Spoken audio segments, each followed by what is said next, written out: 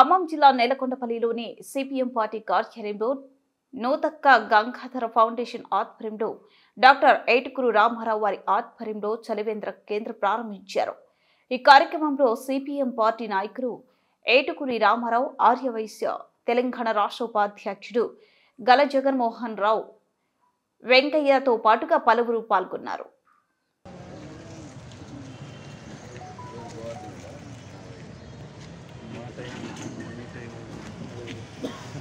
ఈరోజు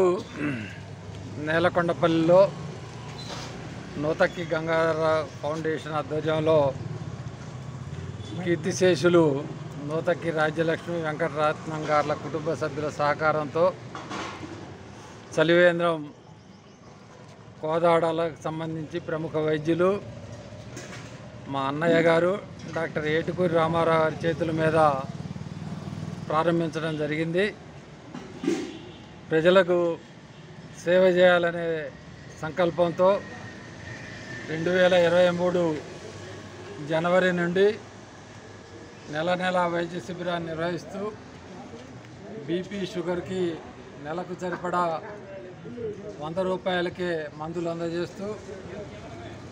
23 ఆగస్టు 26, 27 తేదీల్లో Bhakta Ramadas service society NGR foundation ఆధ్వర్యంలో బసవతారకం క్యాన్సర్ క్యాంపు నిర్వహించటం, అదేవిధంగా ఆగస్టు 31, 2024న భక్త రామదాస్ సర్వీస్ సొసైటీ మా ఆధ్వర్యంలోనే ఎన్ఆర్ఐ పేరెంట్స్ అసోసియేషన్ వారి సహకారంతో నేలకొండపల్లి సిపిఎం కార్యాలయంలో రెండవసారి బసవతారకం వారి సౌభ్రాతృత్వంతో మరలా క్యాంపు నిర్వహించటం, అదేవిధంగా అక్టోబర్ 6వ తేదీన నేలకొండపల్లిలోనే ఎన్జీఆర్ ఫౌండేషన్ ఆధ్వర్యంలో ఉచిత కుట్టు శిక్షణ, జనవరి 6, 2025న కంప్యూటర్ శిక్షణ. ఈరోజు చలివేంద్రం నిత్యం